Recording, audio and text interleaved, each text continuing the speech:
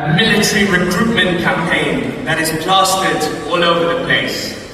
Do you like football? Join the army. It might seem ridiculous, but it is just one example of how militarism is invading all parts of our society. At a time when schools are literally crumbling, when universities are collapsing, when unemployment, and specifically youth unemployment, is rising, our government's response has been to introduce a military gap year. It has given the military an extra £70 million specifically to go to schools and universities to recruit students. The Ministry of Defence is establishing a Defence Universities Alliance to commit universities to developing military technology and to set up graduate schemes to funnel students into the military-industrial complex.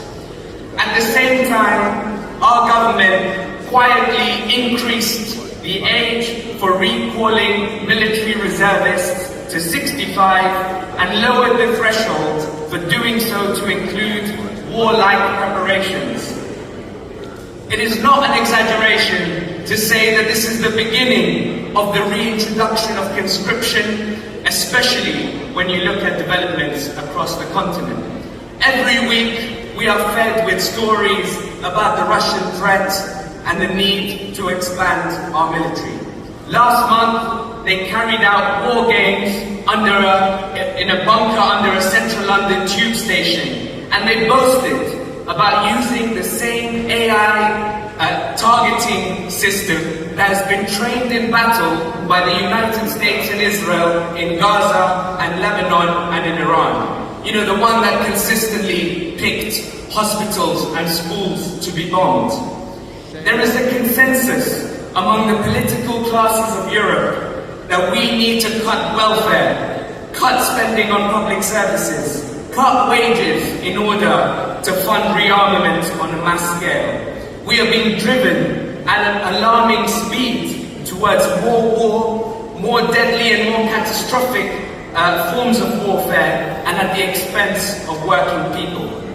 And the nationalism that is generated by militarism, the Islamophobia that is used to justify the butchering of people in the Middle East, the authoritarianism that is used to stifle dissent, and the austerity that is impoverishing working people are the driving force of the fascists and the far right across the continent. Right you are.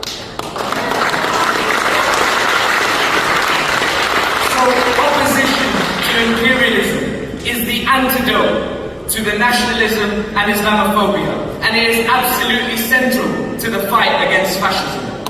Standing up for the Palestinian people is the front line of defending our right to protest.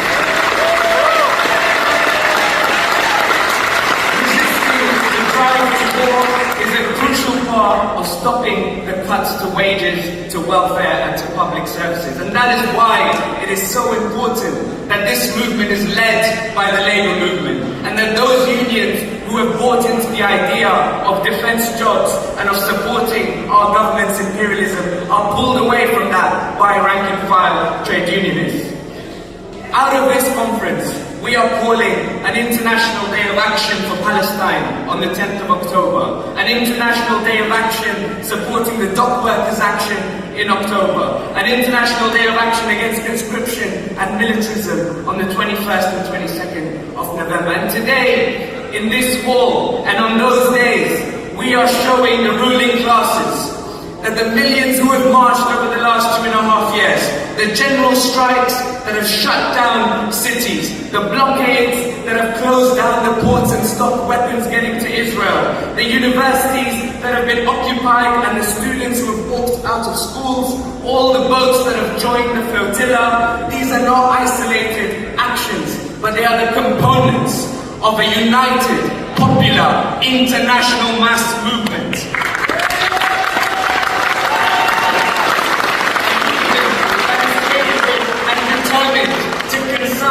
The warmongers, the genocide perpetrators, to the dustbin of history where they belong. This is not a moment of despair. because it is precisely at this time when the old order is dying and the new is struggling to be born that we can have the most impact.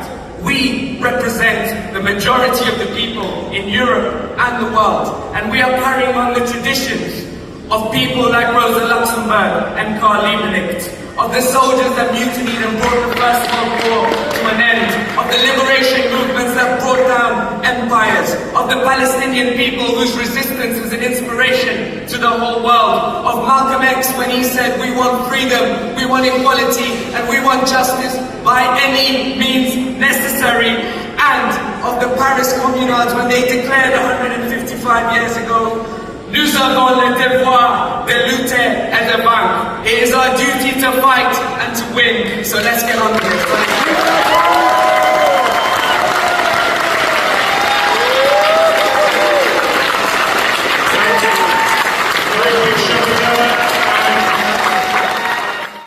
Military